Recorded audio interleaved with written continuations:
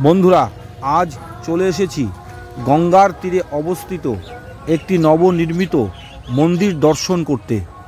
যে মন্দিরটি গঙ্গার তীরে অবস্থিত, বাইরে থেকে এতটা সুন্দর লাগছে।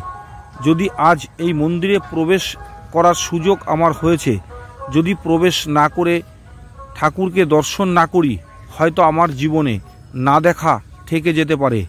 তাই মন্দিরের দুই পাশ দিয়ে সুন্দর সিঁড়ি বেয়ে মন্দিরে ঠাকুর দর্শন করবার জন্য এগিয়ে যাচ্ছি। এতটা সুন্দর লাগছে, শান্ত প্রকৃতি, শান্ত পরিবেশ। মন্দিরে উঠে এতটা ভালো লাগছে, মন্দিরের দুপাশ দিয়ে এতটা সুন্দর পরিবেশ দেখা যাচ্ছে, খুব ভালো লাগছে। মন্দিরে উঠে দেখতে পেলাম এতটা সুন্দর বাবা লোকনাথ প্রতিষ্ঠিত। জয় বাবা লোকনাথ, সকল ভক্তদের মনোবাসনা পূর্ণ করো। বাবা লোকনাথের বাণী, রণে বনে জলে জঙ্গলে যেখানেই বিপদে পড়িবে আমাকে স্মরণ করিও, আমি রক্ষা করিব।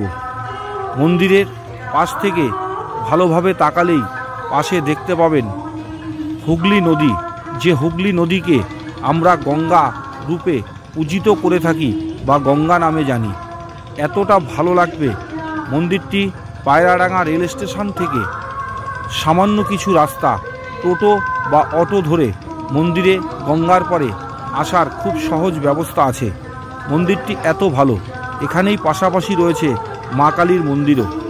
যাই হোক, ভিডিওটা সংক্ষিপ্ত করলাম। ভালো লাগলে লাইক কমেন্ট করবেন।